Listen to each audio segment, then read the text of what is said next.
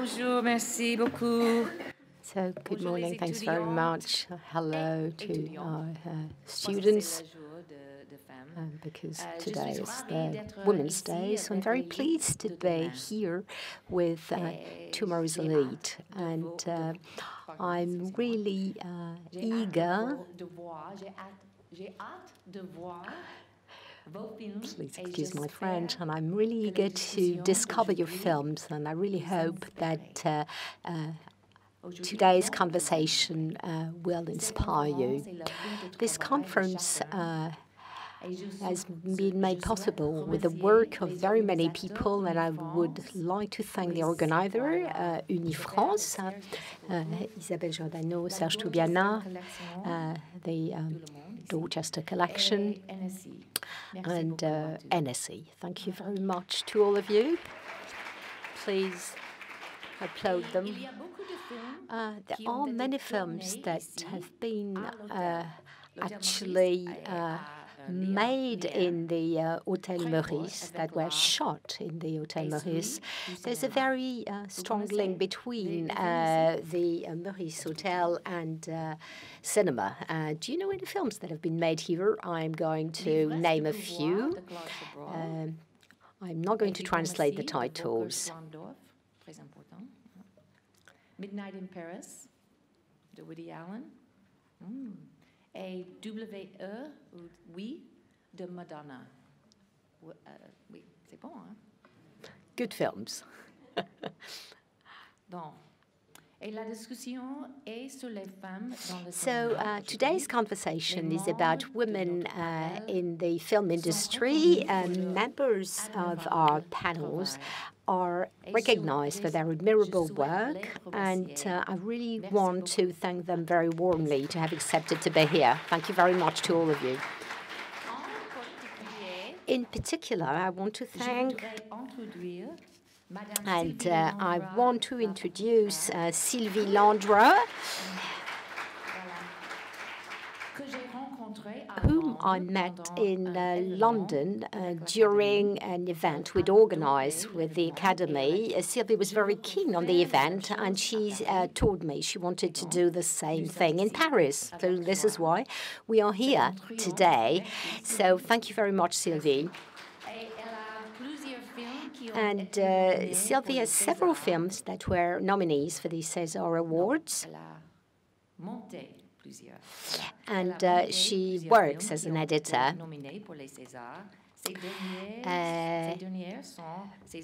Her last films are Cézanne and I, L'un dans l'autre.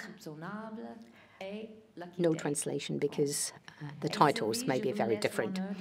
So, Sylvie, I leave you to introduce those extraordinary women who are part of our panel today.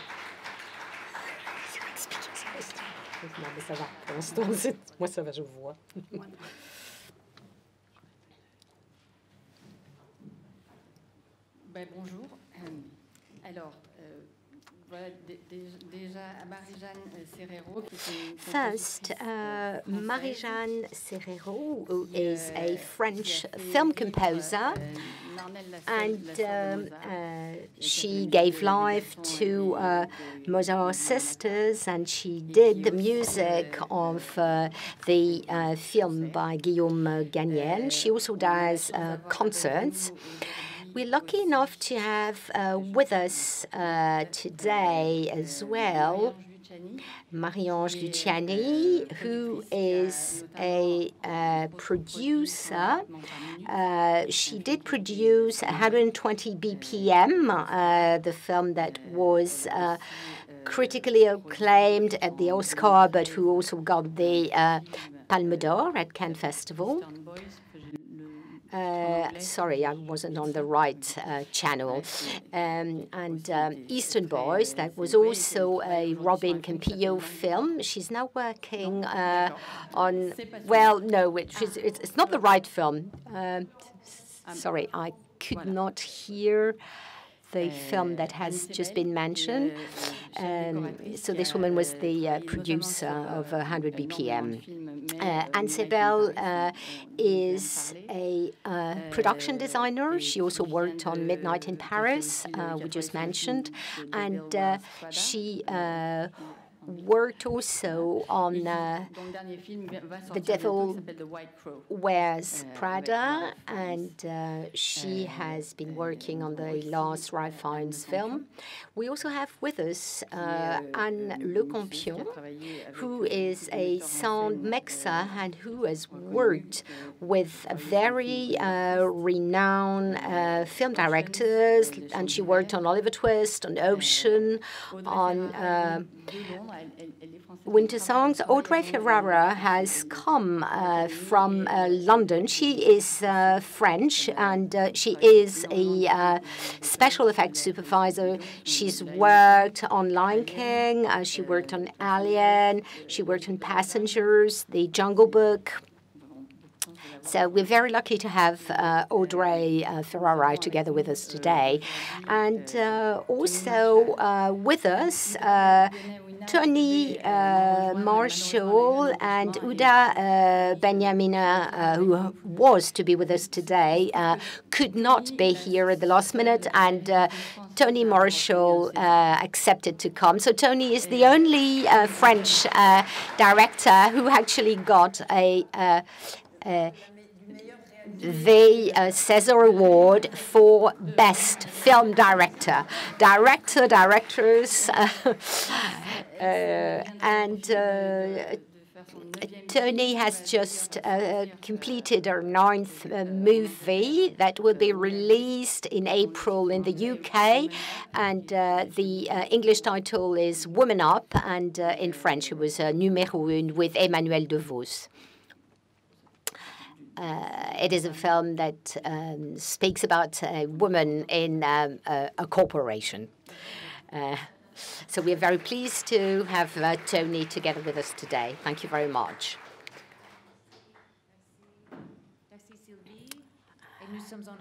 Thanks, Sylvie. So we're very honored to have you with us today, and I also want to thank Elsa Kerslasi, who would be our moderator. So the floor is yours now, Elsa. So my name is Elsa Kerslasi. I work for Variety in Paris, and I'm very happy to be with those brilliant and renowned women. As we have quite a few students in the audience, it would be quite interesting today if you could actually tell us how you started in the industry. What was the trigger? You know, maybe you could tell us about a very an opportunity you knew how to seize, a meeting with somebody. So I was lucky enough to study film in the Sorbonne, and then I did the Georges Méliès School to learn CG and 3D. Then I started working with Buff, a very renowned French company, very creative for special effects, special visual effects. And then I would say that a very key moment in my career was when I started working in the UK. This gave me the opportunity to work on big films, and it also gave me the opportunity to grow, I would say, in my career development. And I've been with MPC for 8 years, and it also helped me to get, you know, more and more renown in my work, and to meet passionate filmmakers that helped me to get bigger and to grow in this meet. So MPC is a company that works with a lot of blockbusters.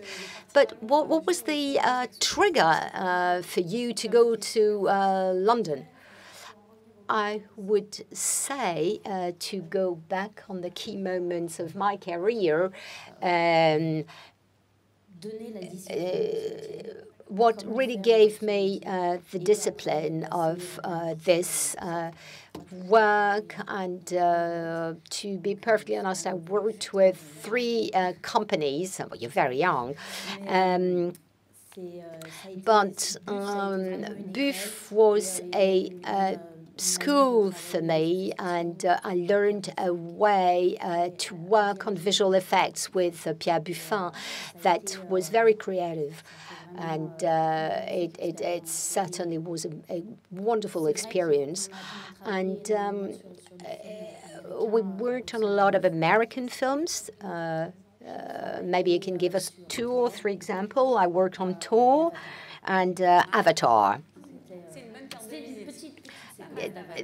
A very short sequence of Avatar, but still, I mean, this is a good springboard. But it certainly was very impressive to work with, Pierre Buffin and all his team. One of my best friends still works at BUF, and I think we develop a lot of friendships in our work, and then the opportunity I had in MPC to work on the Jungle Book, on Alien, not the first one, I wasn't lucky enough for this, but it was an incredible opportunity to meet all those directors, really.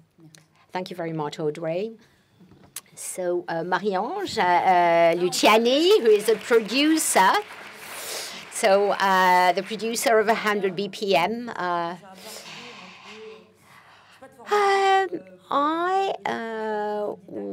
I would say I'm self-taught in production.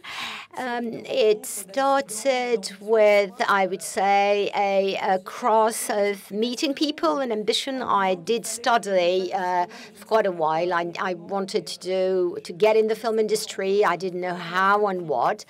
I studied literature. And my parents would say to me, you have to find your way, you have to get a job. So I said to myself that I was going to do a practice somewhere in the industry. I was a film buff, but I didn't know the professions. And I wrote to Alexandra Enochberg, who is the head of a distribution company called Ad Vitam. She's from Corsica, and so am I. So and Tony Marshall moves a finger. There's a very well-known song called The Corsicans in France. So at that time, she was distributing Lady Châtelet, made by Pascal Ferrand. I met Gilles Sandoz, who was the producer of Vénus Beauté, a film by Tony Marshall. He was the producer who brought Tony Marshall to the César Awards, and also Lady Châtelet with Pascal Ferrand. So it was an exceptional production. So I met Gilles Ferroz, and he was actually closing down his 5th firm. He was some sort of a furnace as a producer. And he once said to myself, come and work with me, and you'll be the best assistant in Paris. And I said, yeah, I'm coming, but I want to be the best producer in Paris. So I would say, Alexandra Enochberg, Gilles Sandoz, that I was with for 5 years. And I seized the opportunity to co-produce a film with him. My first film was J'aime regarder les filles. I like looking at girls.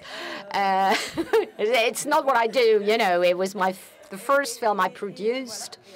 And then I met Robin Campillo, who is the director of Eastern Boroughs and 100 BPM, and some sort of love story started with us. You had to be very bold to do this, to make your own path. It's true that very often I was hidden behind men who were, you know, figureheads, very often father figures, you know, but I stole a lot from them, you know. I would say that Gilles Sandoz was a key meeting in my life. I think I copied him very, very much, and then I learned to produce as, you know, as myself. But I did watch him work a lot. It was very audacious, yes. It was very ambitious, obviously. You know, I didn't know what I wanted to do. You know, I first thought I wanted to be a film director, but then I quickly realized that I had no talent for that. I would say production as an office is something, you know, as a work is something that encompasses everything. Give her a big round of applause, yeah. So now it's your turn. You also work a lot on French projects or English foreign projects as well. Yes, so my background, in fact, I started in a classical way with the French Conservatory, and then I taught harmony, counterpoint, accompanying people at the piano. So it was a kind of a monastic life, a very. And I worked with people at the opera, and librettos, and I didn't know that it could take me to compose for the theater, because I think that, in fact, it's through theater that I came to film, by working at the Comédie Française with Alain Françon for all the Chekhov plays. And then I think I learned how to read plays by meeting actors who give life to the characters, and by assisting to the rehearsals. That was part of my work. And as soon as I finished writing for the SNSM, I created some albums, and I wanted to sort of get free from this classical background and go towards rap and explore other modes of musical styles. And I think that really was really beneficial to me. Yes, I worked with all sides. Tommy Bogsy, 113, Oxo Proximo, Kerry James, and a lot of others, of course. I think a lot of the French people, we were at Black Door together, and I was really happy to be able to speak a different language with them. We were able to speak with adjectives, emotions, more synthetic things, but that were really different from my training, my personal experience and background. So, and then, of course, with theater and Mr. Galien, I worked on Chekhov, The Three Sisters, and I was offered, but I was very pleased to work on Nannerl, Mozart's sisters, and with Mozart, I'd hope they wouldn't ask me to rewrite Mozart, and that's what people will keep on asking me during my entire life. I hope maybe for this Nannerl we could have something different to say. Please ask me to do something different, and so that's. These are the people I met. And Kerry James, I'm happy because I can see Nelly, who is the film editor. And when I went to Nancy at the station, I met Kerry James, who patted me on my shoulder. And she asked me to work on his film, to work on the film in 3 weeks. So I'm so happy to work with rappers again. So it's continuing. I'm delighted.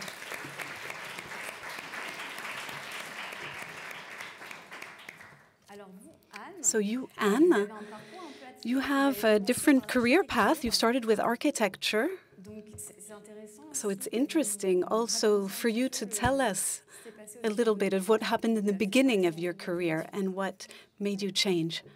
I don't come from a cinema family, a film family. I was almost a doctor, but I missed my baccalaureate.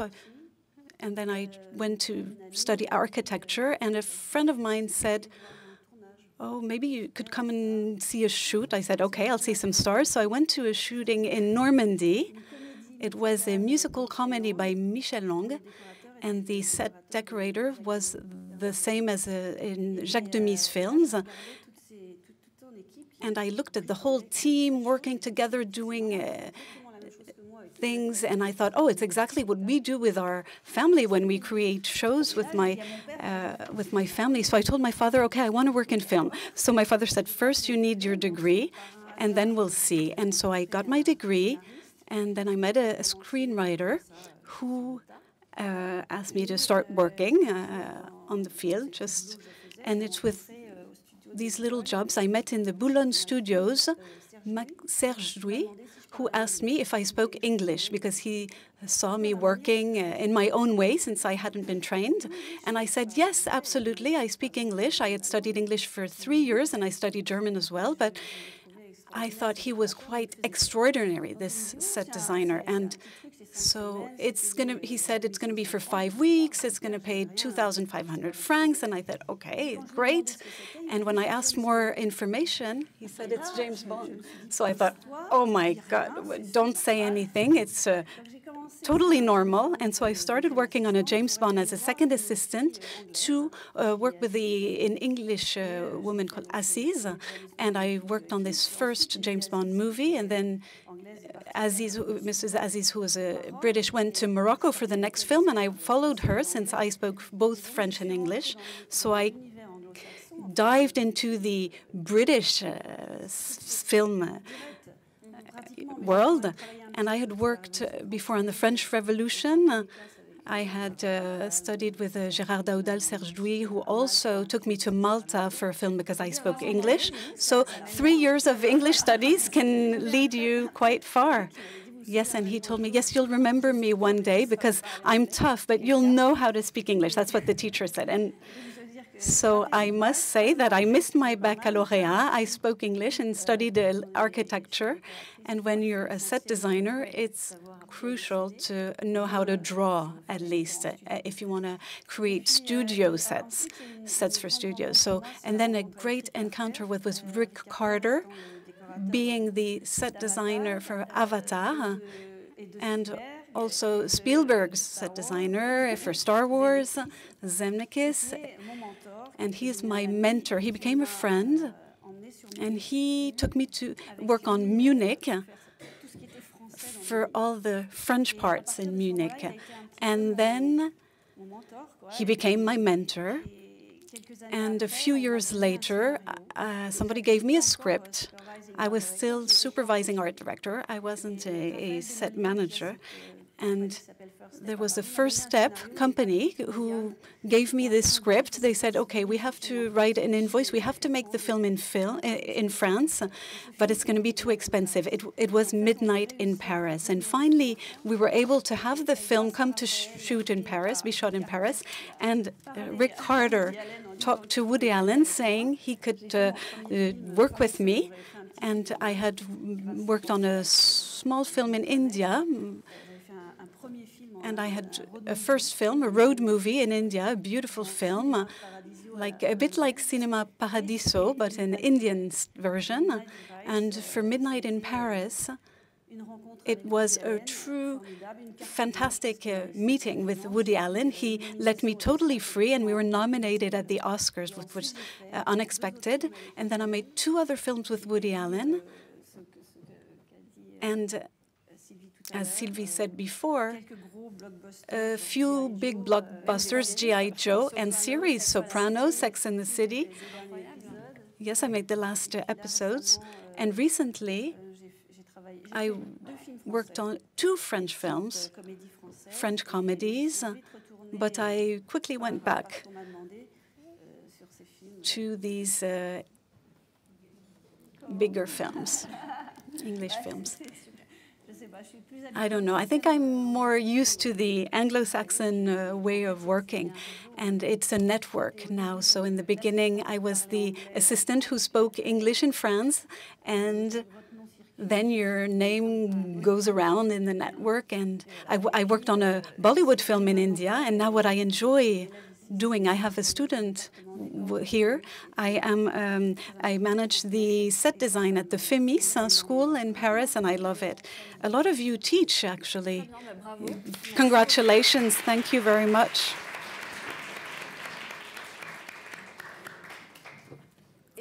And you, Anne, as well, you've worked with a quantity of very famous film directors, from Alain Resnais to Roman Polanski and others. Could you tell us of how you started? It wasn't a starting point, in fact. I didn't start by working in film with Roman Polanski at the beginning of my career, but I was very young. And I didn't go to a film school. I'm self-taught, absolutely. And with just like a lot of young people, I was fascinated with music, and I then learned I loved sound mixing because I was able to listen to the same part of a music score for hours and hours, and that really made me travel and made me happy. So I knew I needed to work in that industry, and I was lucky enough to meet a sound engineer in a studio. It's called the Dames Augustines. It's a very famous studio nowadays. At the time, it wasn't that well known when I was 18. And I learned everything there. I wanted to know everything in the studio. I was there constantly. I spent all my time there without being paid. And one day during the summer, there was no one to record, and I raised my hand and said, I'm here, I can do it. And that's how I started recording for animation films, and then actors, then sound effects, and then I remained a freelance. And to my great satisfaction, I wanted to be hired by the studio, in fact, from the beginning. And the guy didn't want to hire me because it wasn't interesting for him. And when he did want to hire me, I already had a whole network, and I said, no, it's too late now, and I left. So that's how it happened, and I was able to meet a lot of different people. I was introduced to the Boulogne-Billancourt studios, where I met a lot of people, and I was finally this crucial encounter with Gérard Lamps, one of the two recording mixers, French renowned mixers, and I became his assistant.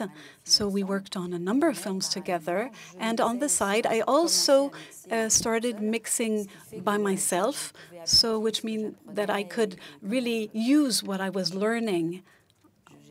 And I was managing everything at the same time. And I took advantage of being pregnant to sum up, learn technical aspects, mathematical, and I paid someone to teach me those technical aspects. I took that time to do it, and that was really a good thing because I wasn't very scholarly. And I do, because I speak English, I was able to meet Roman Polanski, or I worked on films that came to mix in France. You worked with Brian De Palma as well, yes. He came to mix one of his films in France. And so I was part of the team, part of the crew. And in this case, it was less because I spoke English, but I met Roman Polanski thanks to my English. And of course, after a while, if I have a piece of advice to give to the young people, is please speak English. It's important. In France, I go to teach in a few schools, and I was asked to teach in English on a technical subject, and the students don't speak English there. So the level is still very weak. You need to travel, and in order to have things to say, you need to travel. Thank you so much.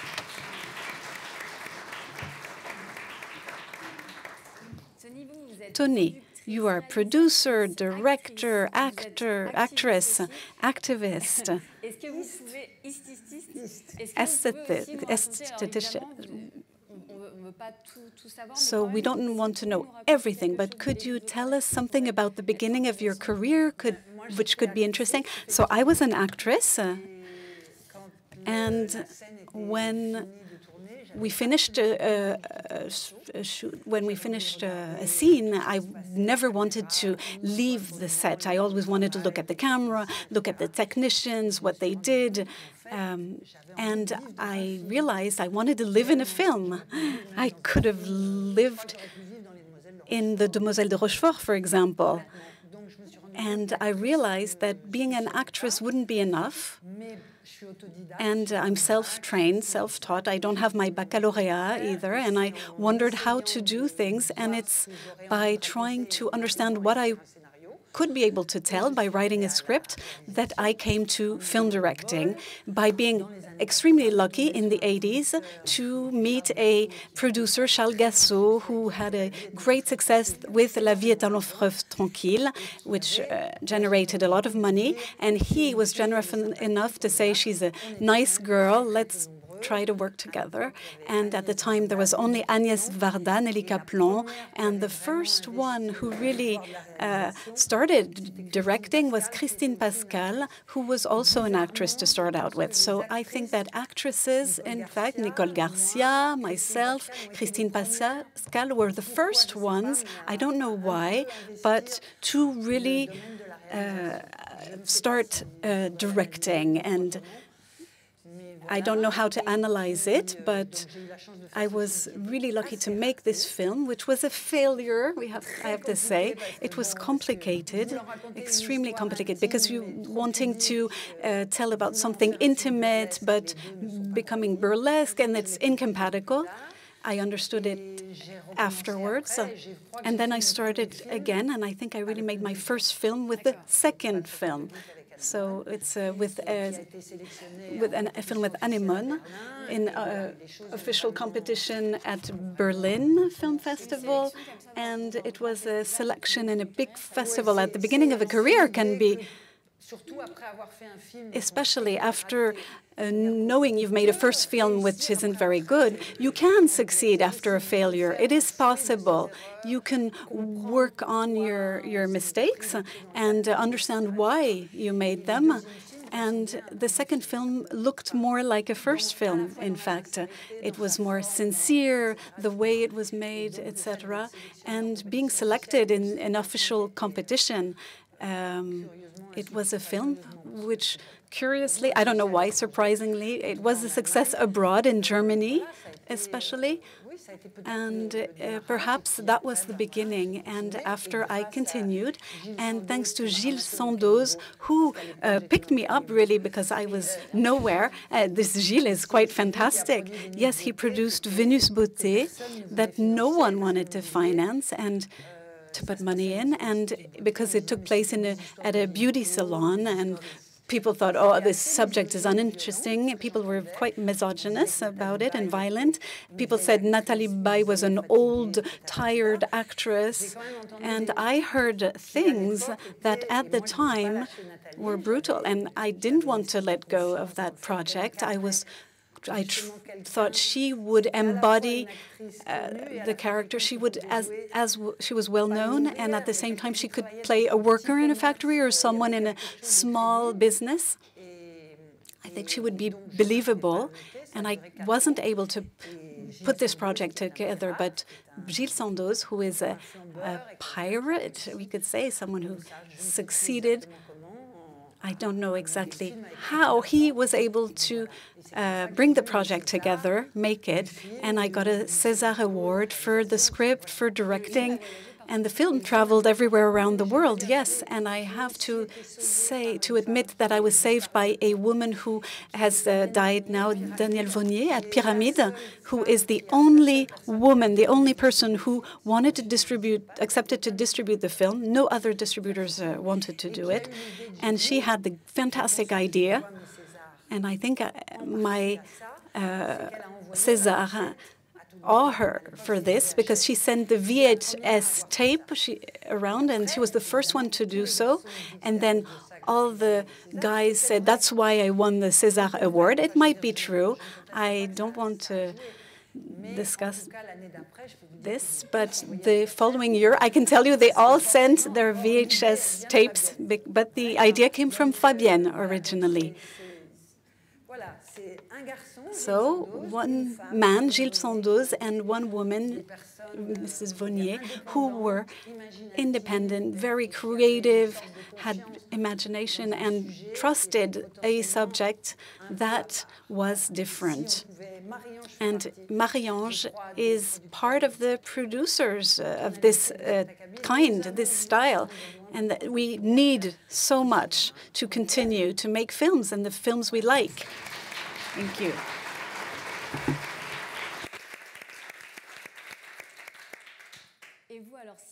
And you, Sylvie, you are working with French directors, American directors, Roger Avery, Lucky Days. And can you maybe tell us about someone you met, something that happened in your career? Yes, there have been a lot of special encounters at different levels. I come from Marseille, so I had to travel 800 kilometers to make films, and I didn't really know what it meant to make films. Did you study cinema? No, I never studied cinema. I haven't studied much at all, in fact. It's great because we have a panel of self-trained women. Yes, and being able to do this job is incredible. I was passionate about telling stories. Telling stories was something that always was dear to me, and cinema was a part of that. I had no idea what it really meant, really not an inch of any notions connected to this film industry. But I came to Paris and found an internship in which I was able to look into different things. Where did you do your internship? It was an association in Gennevilliers that created programs in this communist town hall. It was a while ago, and thanks to them, I was able to really look at the entire chain, being behind the camera, in front of the camera, since it's experiences I didn't have. And I fell in love with this industry and my work. I was in front of an editing bench, and I fell in love with that work. I edited a play. That was my first job, and that's where. What do you mean? It was a filmed version of a play. It was a filmed play, and we wanted it to become interesting, not just in one wide angle, so we edited it, and I always loved challenges. And in my work, there are a lot of challenges. There are always a lot of stories you can tell in a million ways, in fact, and this is what I find interesting. You can edit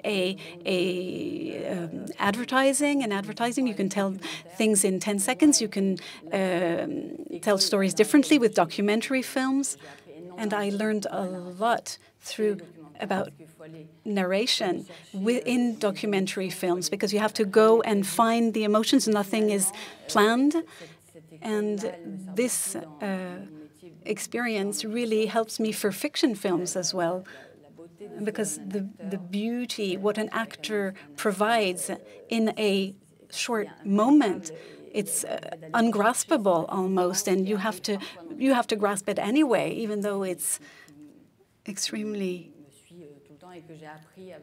fast. And that's something I learned with documentary films, producing emotions, finding emotions with something unplanned. And so my first meeting was really decisive, and that's how I learned about my work and fell in love with it. And it seems so technical that you thought you couldn't just learn it without really going to a school. Learning editing is quite simple, especially today. Technically, it's easy. You need to have an entry point, an exit point, and on the machine, and it's simple. There are different machines, but it's just like a car. When you sit in a car, you have never driven in England, for example, you always want to, you keep putting your hand in the handle, the door handle, because you're used to driving on the other side. But in fact, the actors make the films. It's not the machines. And telling a story and choosing something and and enhancing it, underlining it. It's just an entry point, exit point. Everybody can do it. But of course, you cannot stop just at looking at the machine and considering the machine. Of course, in an editing room, what we are able to value everything that you've talked about, except for it's all these efforts that are sometimes forgotten. There are 4 or 5 years that separate the beginning of a story to actually going to the editing room. It takes a long time, and producers are often tired after this experience, and our duty is to really bring energy, bring the film to something higher, something better that goes beyond the first idea. Maybe I'm going too far. Thank you. Thank you for sharing.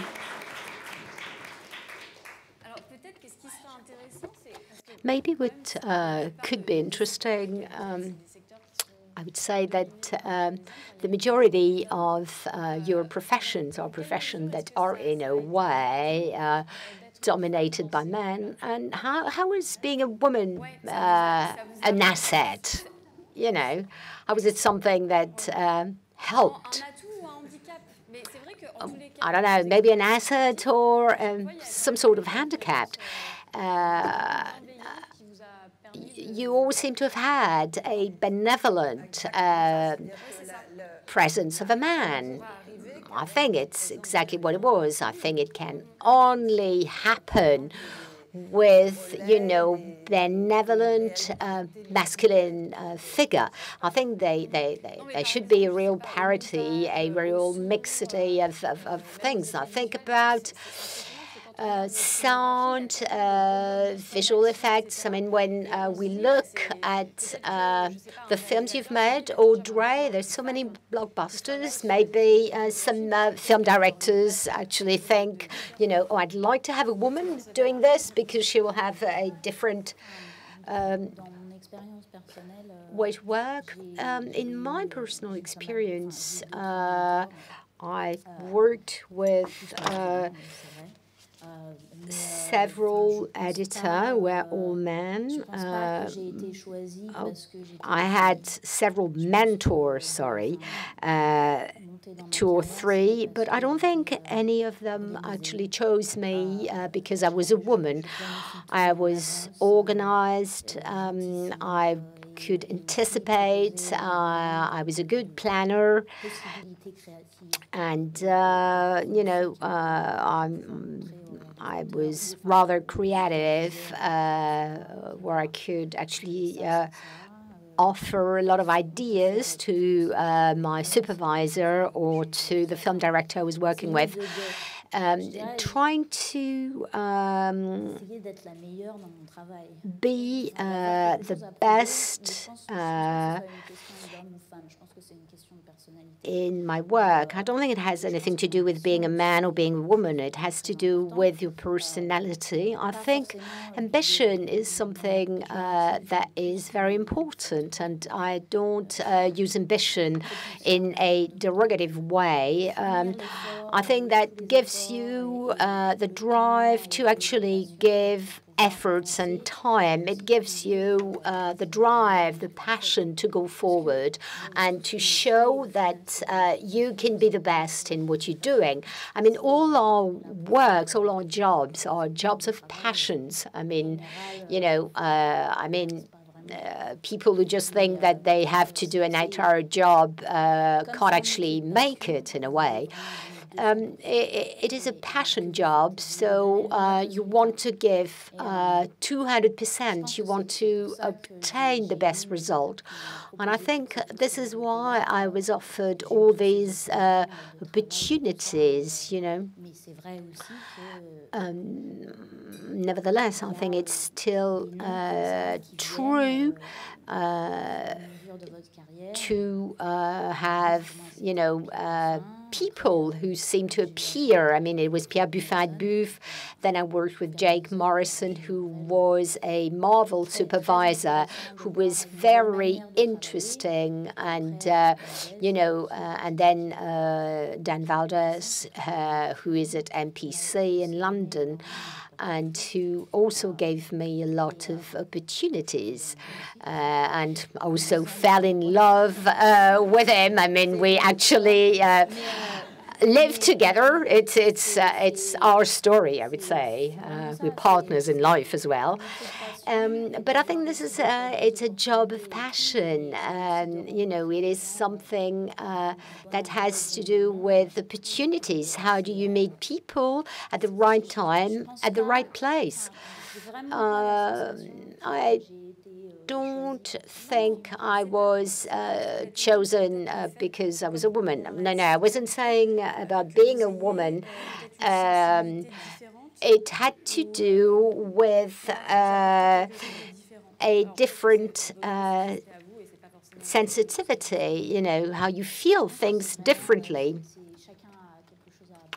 I think everybody had, or has something different to give according to his or her specificities, culture, background. To make a film, I mean, you need so many people. I mean, it's true that nowadays you can actually do a film on your own in front of your computer. But what is beautiful in our industry is that it is a collaborative industry. And I think everyone has his own sensibility and everything he can bring to a project. I mean, for The Lion King, how many people? I mean, there are a lot of... I can't speak about The Lion King for confidentiality reasons, but I can speak about the Jungle Book.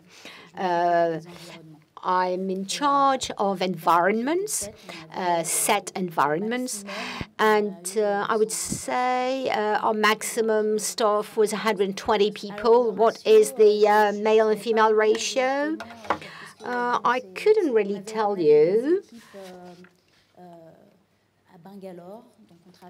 We had teams in Bangalore. MPC has a job in Bangalore, yeah. And then the London studio. And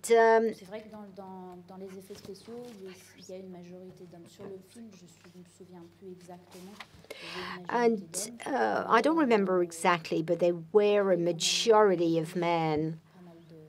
But there still were quite a few women. I think the ratio was certainly more. I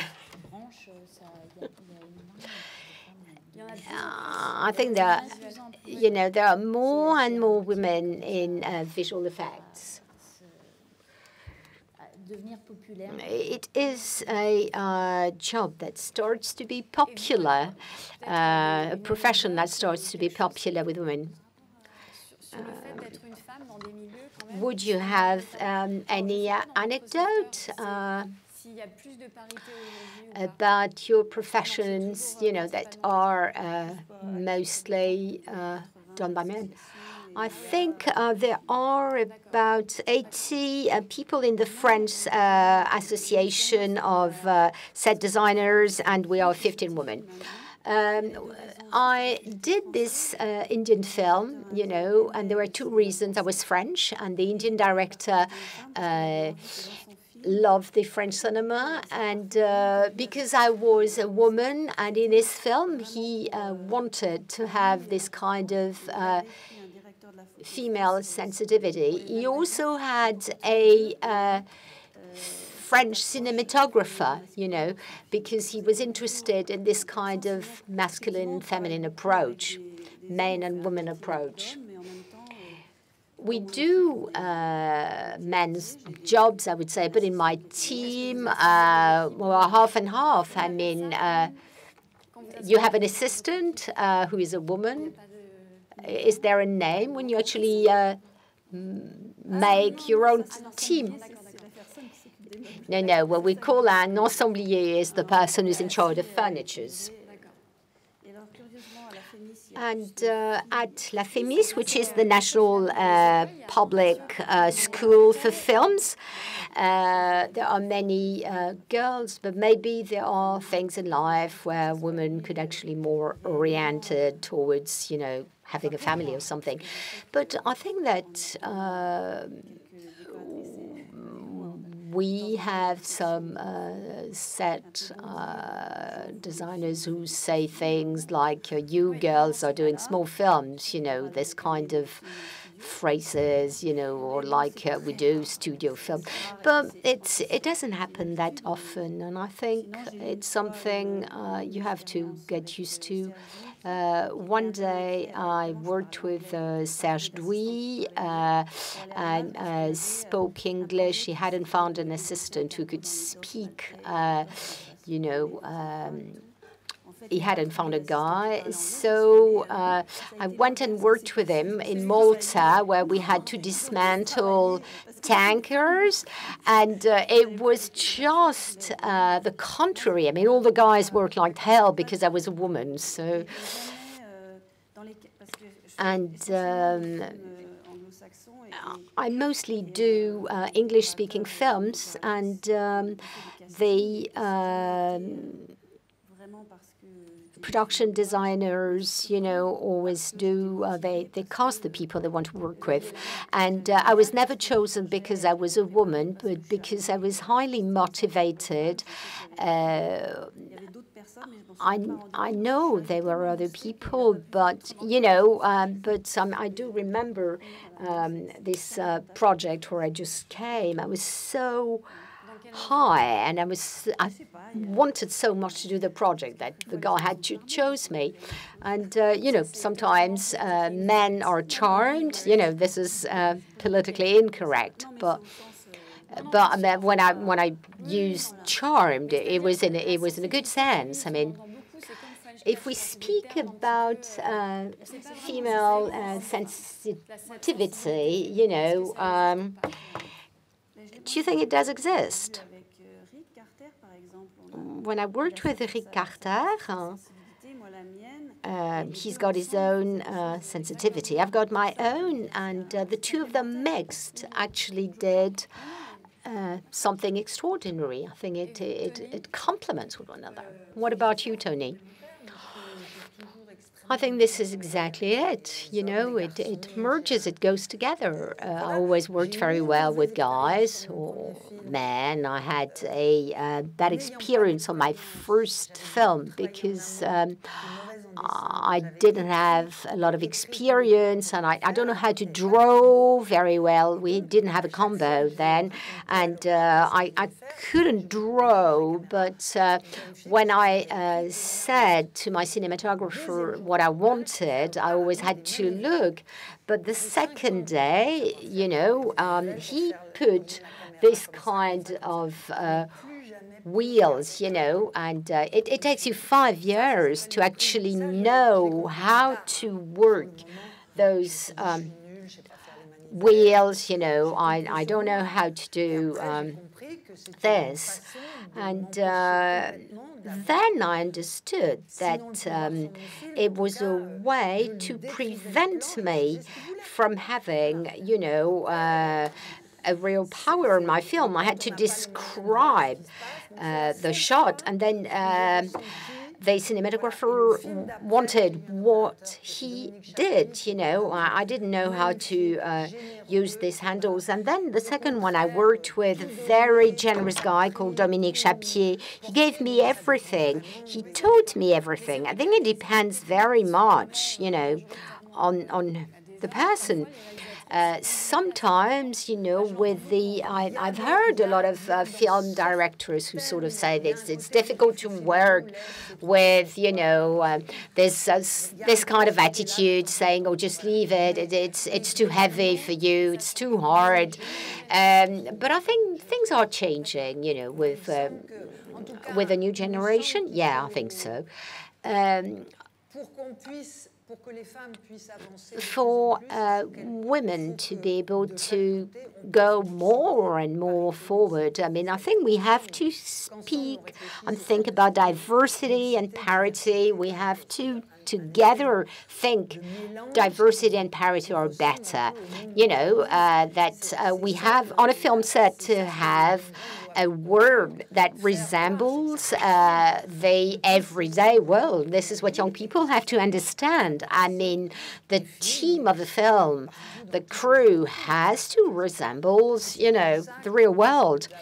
And it's true also in corporations and firms, because I think this is what is going to enable us to get the best ideas. I mean, I stop here, otherwise I digress too much. I agree. I think that what is important, what is great in the film is the different points of view, and these have to do with who you are and where you come from. There are films that make you think, there are films that make you cry, other that make you dream, other that are going to inspire you. I'm thinking about 120 BPM, and when we heard on the radio in the morning that a research actually proved that some people could actually stop, to take a treatment and can be cured because of a specific molecule, etc. And that, in a way, all this actually came from the way people fought to actually motivate research, to say that it was important when ACT UP started to actually convince, the medicine world that people had to do those research. I'd say that, since the very beginning of this story, of a mutation of society, and we have been invited here because we are women, like if we wear a specific species, and we have to be careful where we would try to comment what we live, what we go through, and in a way be trapped in this commentary. What I see and what I can imagine with a lot of optimism and enthusiasm is that society is changing, and that when we speak about La Fémis, this film school, it is tomorrow that in a way arrives. We quite try to comment about all this, but this is about to arrive, to come. I think we just have to be careful when we speak about the importance of different sensitivity, and it's true that in a way, there were centuries of women being forgotten, and in a way we have the right to actually comment on all this. But I'm sorry, I'm a bit confused, but I'm a producer, and I realize that the people I go and speak to in the broadcast companies, for the CNC, for France Télévisions, France 3, a lot of the people I have to speak with are women. And, I'm asking myself questions. I only produce guys, and thank God there are Muriel and Delphine who are here. So while there are two girls, I just said to myself, I've signed for 5 years of parity to make their film exist. I think in France we have about 25% of female film directors, which is quite good in Europe. But we see that very often they have a smaller budget, and we can get the impression that it is more difficult for a female film director to produce her own film. I think it is true. I think we shouldn't be afraid of pinpointing realities, even if like in all professions, it is always more difficult for women, And I hope that soon we will stop speaking about this. It's true that budget, and I have to say that in France, we're all, in the same boat. Now, when you do an independent movie, an author film, and if you look at what happened in the States with studio films, there are hardly any women. And, if you look at the Oscar this year, there were a lot of things made last year and this year again. There were no women in best, film director, nor in best films. Little by little, there are more and more women getting in the profession. The people going today, nurturing my intellectual life are women, and there are women who are my figurehead today, while I had men some years ago. What makes it change? Well, I have an anecdote.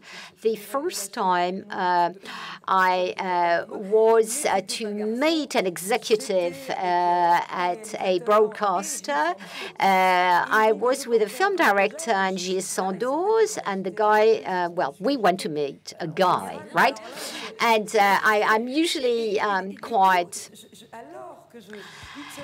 lively, and while I was pitching the project, the guy in front of me never looked at me. He never spoke to me.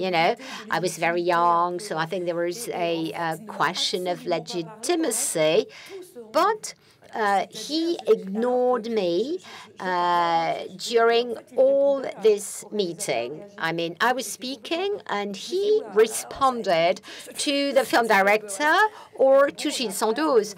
And, it's true that it's quite a handicap in France when you're young. That was... the anecdote was 15 years ago. I don't know if it could still happen, really. But I thought it was just incredible, I think you have to think that the image is not you, and you have to accept who you are, and despite or with the discrepancy there is between your image and who you are, if you are agitated, if you're nervous, if you are, I would say, modest or low-key, I think sometimes it's difficult to actually get out of the image you have as a woman, but maybe sometimes you can play with the image, you can use it. I think a woman who's actually a creator doesn't use many things, she just works, basically. I'm thinking about editing, about mixing. How do you manage, to actually have your, But then maybe we can open up our conversation. you know, all the contracts are signed when the film is almost finished, you know, because, you know, it's more and more complicated. It's a way, a miracle that the actors carries on the shoot because his contract was never signed. My contract is always signed before I start. So it's maybe it's apart from Netflix, I think. So what kind of differences do you perceive between there are between the English-speaking world and the French world, you know, for your profession? It's difficult to analyze. Could it be more corporate with the English-speaking world, with Anglo-Saxon people? I would say that as an editor, I think we would be 50-50. It's when I was working in LA for The Fifth Element that everybody was telling me, it's wonderful that you're editing this film, you know. It was wonderful, not because the film was wonderful, but it was wonderful because, you know, I was a woman who was actually editing a film with a lot of special visual effect. I would say that there's a difference of culture, a difference of perception. We are in France, and in our profession, there is a higher proportion of women. It's true, I would say, that if you work well, if you are good, if you are a talent, you can find your way almost everywhere. This is what I would say. Do you want to add up something, Anne?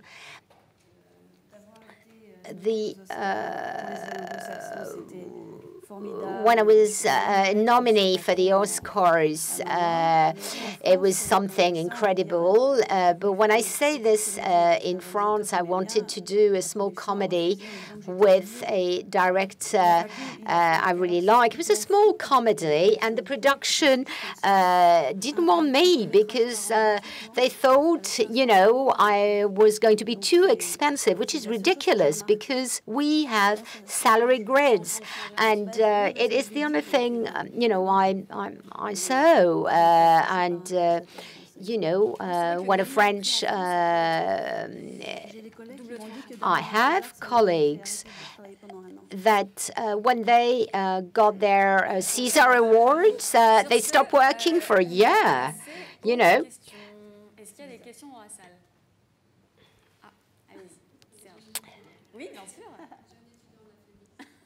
So, a young student from our National Film School. So, I'm one of the first one to speak as a man. I think it's a privilege.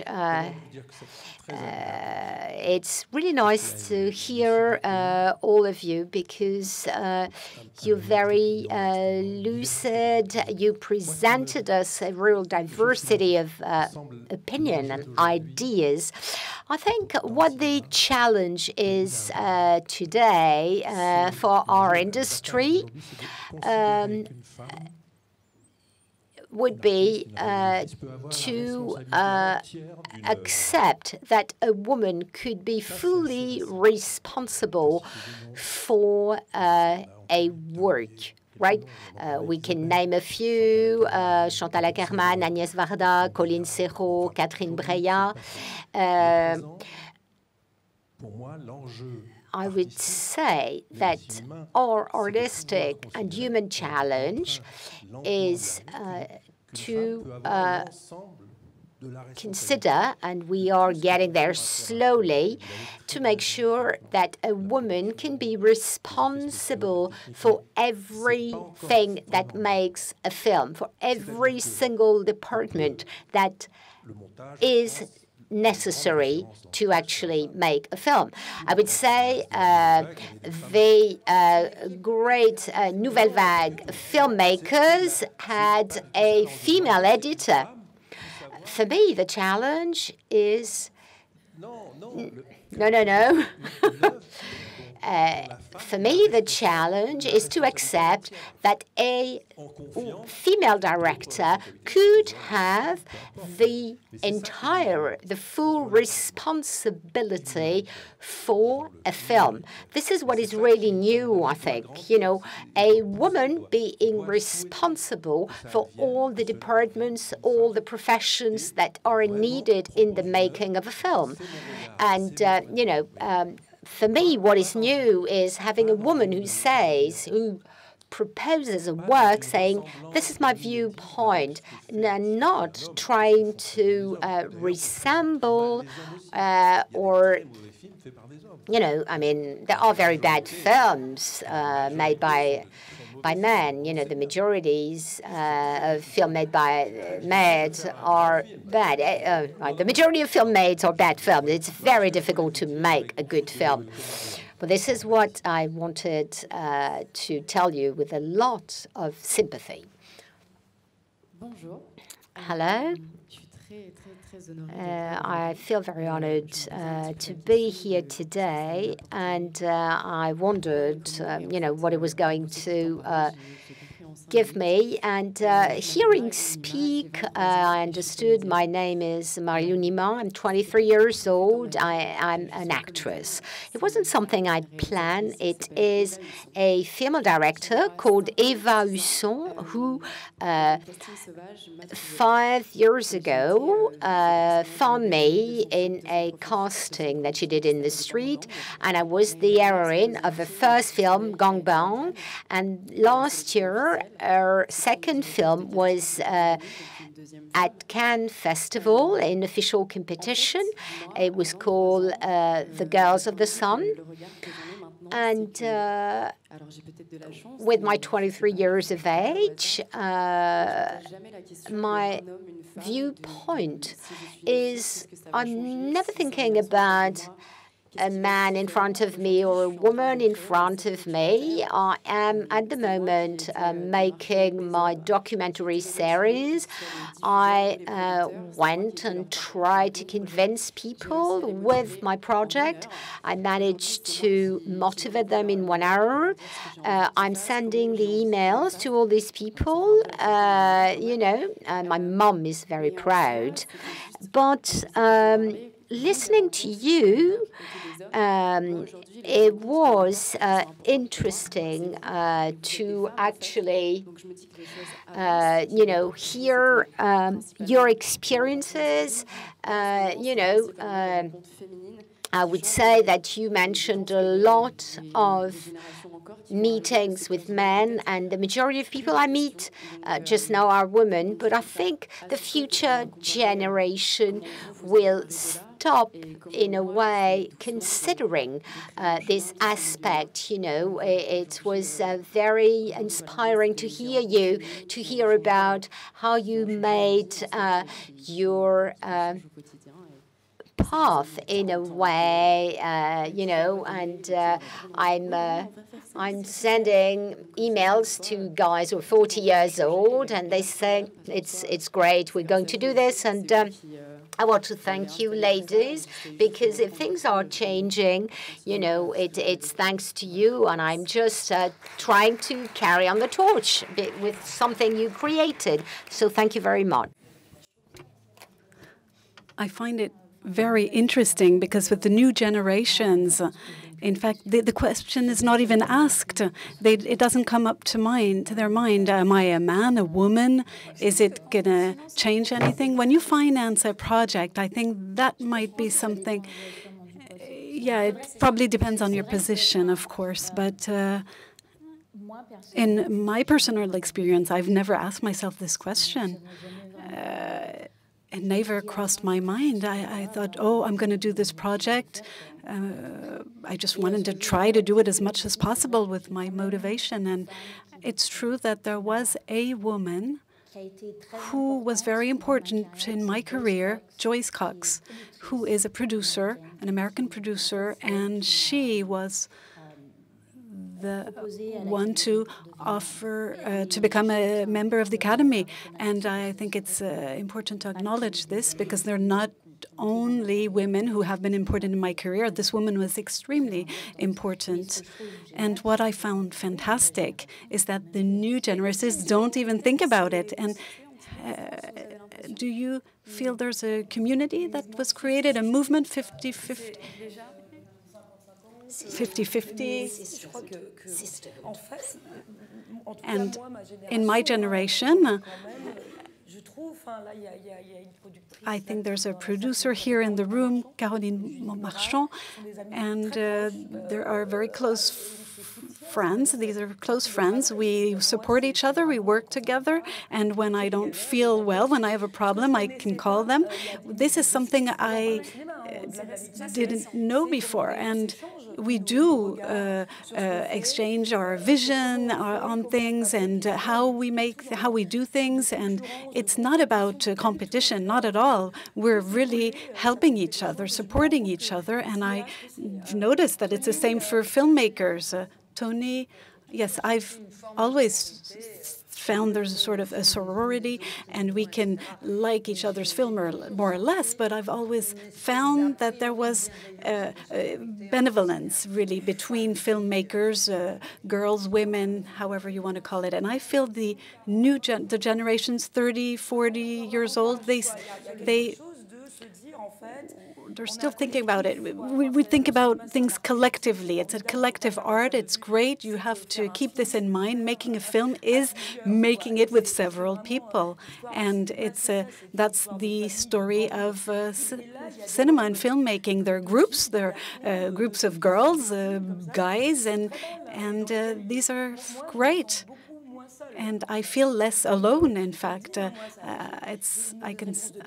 If I have a bad answer from Canal Plus, I will call my friend Caroline, and we help each other, we support each other, we try to find solutions together. And when I worked with Gilles Sandoz, he had a lot of money issues constantly, so it was quite complicated. And he always said, we're alone in this business. And he was alone. I do remember that for many reasons, because maybe he was a complicated person, but he was alone. And I'm thinking, oh, in our generation, it's different. And perhaps with the 50-50 movement has enabled us to be closer together. And I was watching a documentary film on Chabrol, and I thought, oh, it's great. He chose the location of his shooting, the restaurant, and all of his crew was a family. It was a great experience. And I think we're coming back to that, to the not just pure industry, but now something more friendly, with solidarity. Yes, I agree. Thank you.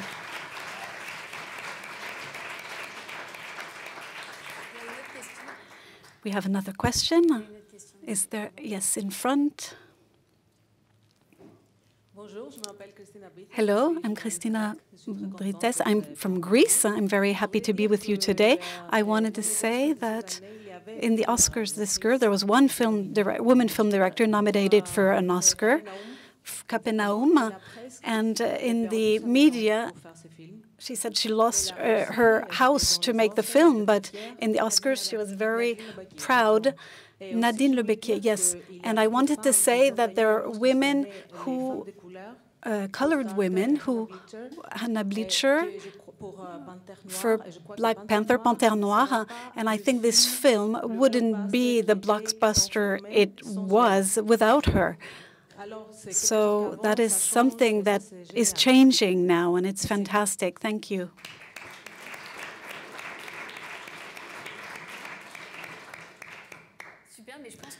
So I think that will be the end for today. Thank you very much for listening and for having shared all these experiences. Thank you once again. Thank you very much.